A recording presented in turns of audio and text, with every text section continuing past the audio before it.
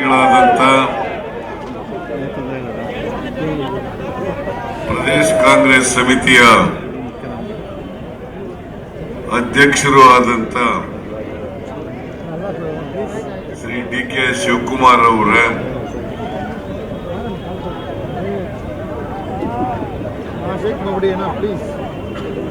ಉನ್ನತ ಶಿಕ್ಷಣ ಸಚಿವರಾದಂತ ಶ್ರೀ ಸುಧಾಕರ್ ಅವರ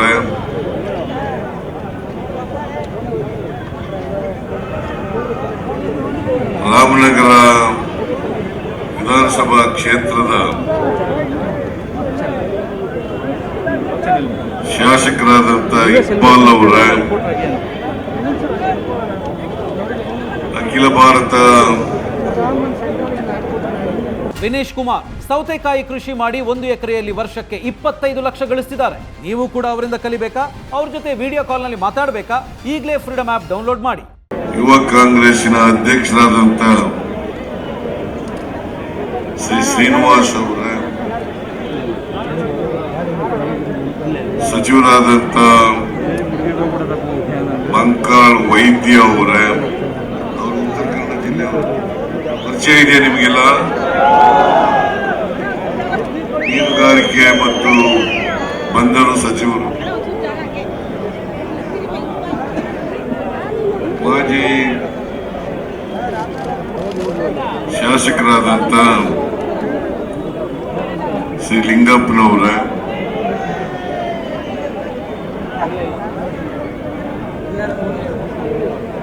ಗ್ಯಾರಂಟಿಗಳ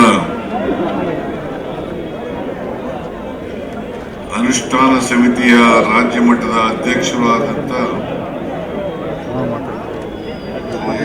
ರೇವಣ್ಣ ಅವರ ಮಾಜಿ ಮಂತ್ರಿಗಳಾದಂತ ಪಿ.ಜಿ.ಆರ್. ಶಿಂದೆ ಅವರ ಮೇಲ್ಮನೆಯ ಸದಸ್ಯರಾದಂತ ಸುಧಾಮ್ ದಾಸ್ ಅವರ ಕೋಲಾರ ಶಾಸಕರಾದಂತ ಶ್ರೀ ಕೊತ್ತನೂರು ಮಂಜುನಾಥ್ ಅವರ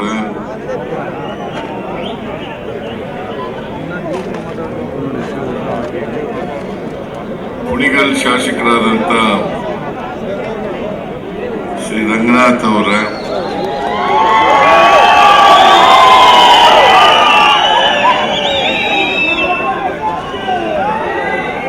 ವೇದಿಕೆ ಮೇಲಿರ್ತಕ್ಕಂಥ ಎಲ್ಲ ನಮ್ಮ ಪಕ್ಷದ ಮುಖಂಡರುಗಳ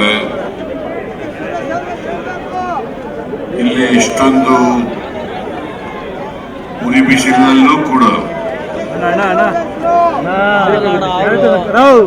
ಸೇರಿರ್ತಕ್ಕಂಥ ಎಲ್ಲ ಆತ್ಮೀಯ ಅಣ್ಣ ತಮ್ಮಂದಿರ, ಅಕ್ಕ ತಂಗಿಯರೇ, ಮಾಧ್ಯಮದ ಗೆಳೆಯರೇ, ನಮ್ಮ ಅಭ್ಯರ್ಥಿ ಡಿ.ಕೆ. ಸುರೇಶ್ ಅವರು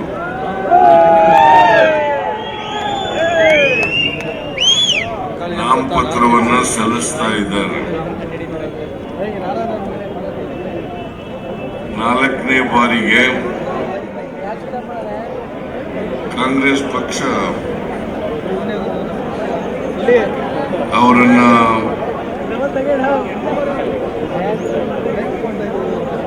ಬೆಂಗಳೂರು ಗ್ರಾಮಾಂತರ ಲೋಕಸಭಾ ಕ್ಷೇತ್ರದಿಂದ ಅಭ್ಯರ್ಥಿಯನ್ನಾಗಿ ಮಾಡಿದ್ದಾರೆ.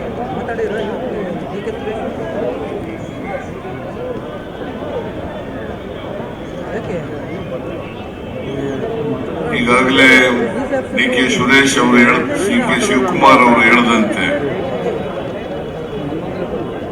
ಡಿ.ಕೆ. ಸುರೇಶ್ ಅವರು ಬಹಳ ಕ್ರಿಯಾಶೀಲ ರಾಜಕಾರಣಿ.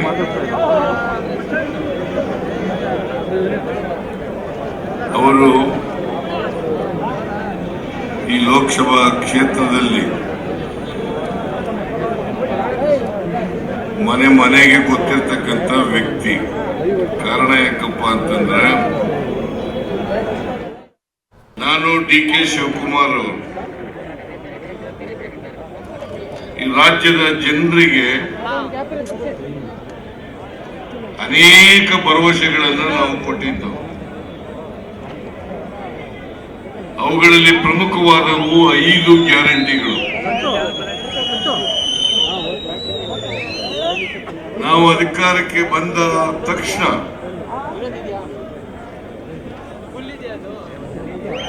ಆ 5 ಗ್ಯಾರಂಟಿಗಳನ್ನು ಜಾರಿಗೆ ಕೊಡ್ತೇವೆ. ಅವಕ್ಕೆ ಎಷ್ಟೇ ದುಡ್ಡು ಖರ್ಚಾದರೂ ಕೂಡ ಜಾರಿಗೆ ಕೊಡ್ತೇವೆ. ಬಿಜೆಪಿಯವರು ಅಪಹಾಸ್ಯವನ್ನು ಮಾಡಿದ್ರು. ಈ ಗ್ಯಾರಂಟಿಗಳನ್ನ ಜಾರಿಗೆ ಕೊಡ್ಲಿಕ್ಕೆ ಸಾಧ್ಯ ಆಗಲ್ಲ. ಒಂದು ವೇಳೆ ಕೊಟ್ಟರೆ ರಾಜ್ಯದ ಖಜಾನೆ ಖಾಲಿಯಾಗ್ಬಿಡುತ್ತದೆ.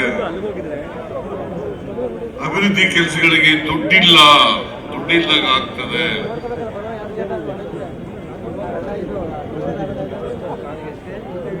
ಕರ್ನಾಟಕ ರಾಜ್ಯ ಆರ್ಥಿಕವಾಗಿ ದಿವಾಳಿ ಆಗ್ತದೆ. ಹೀಗೆ ನಮ್ಮ ಮೇಲೆ ಟೀಕೆಗಳನ್ನ ಈ ಗ್ಯಾರಂಟಿಗಳನ್ನ ಮಾಡಿದ ಮೇಲೆ ಮಾಡಿದ್ರು. ನಾವು ಯಾವ ಟೀಕೆಗಳಿಗೂ ಕೂಡ ವಿಚಲಿತರಾಗಲಿಲ್ಲ.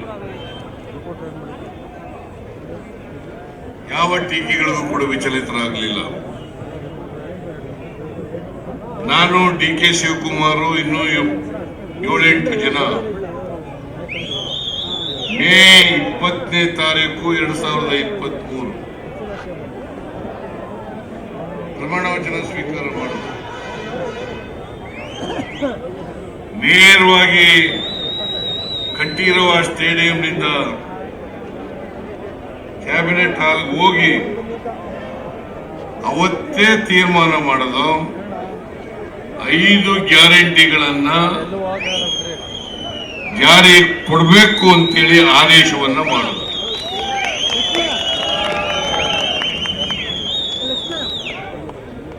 ನಾವು ನುಡಿದಂತೆ ನಡೆದಿದ್ದೇವೆ, ಪಟ್ಟ ಮಾತಿನಂತೆ ನಡ್ಕೊಂಡಿದ್ದೇವೆ. ಹೌದು ಅಲ್ಲ? ಬಿಜೆಪಿಯವರು ಕೊಟ್ಟ ಮಾತಿಗೆ ನಡ್ಕೊಂಡಿದಾರ? ಇಲ್ಲ. ಬಿಜೆಪಿಗೆ ಯಾಕೆ ವೋಟ್ ಹಾಕ್ಬೇಕು?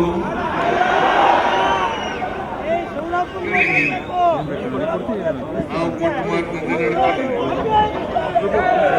ಈ ರಾಜ್ಯದ ಬಡವರು, ದಲಿತರು, ಹಿಂದುಳಿದವರು, ಕಾರ್ಮಿಕರು, ಮಹಿಳೆಯರು, ರೈತರು, ಎಲ್ಲ ವರ್ಗದ ಜನರಿಗೂ ಕೂಡ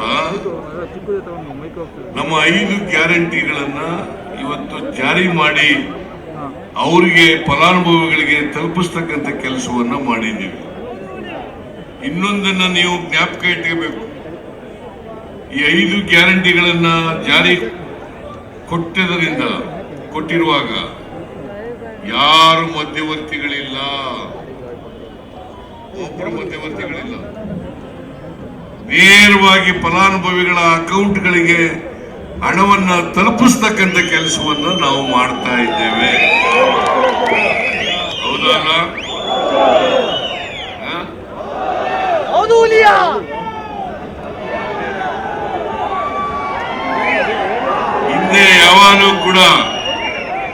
ಹಿಂದೆ ಯಾವಾಗಲೂ ಕೂಡ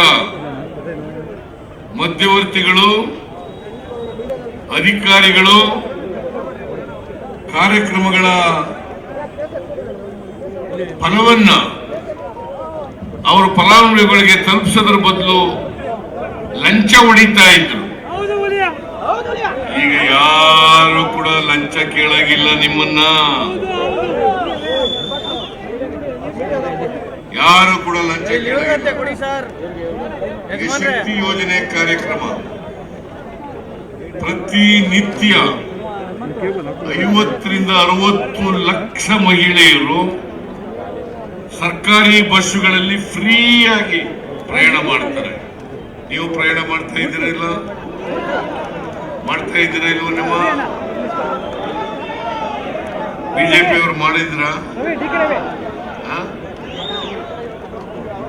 ಬಿಜೆಪಿಯವರು ಮಾಡಿದ್ರ?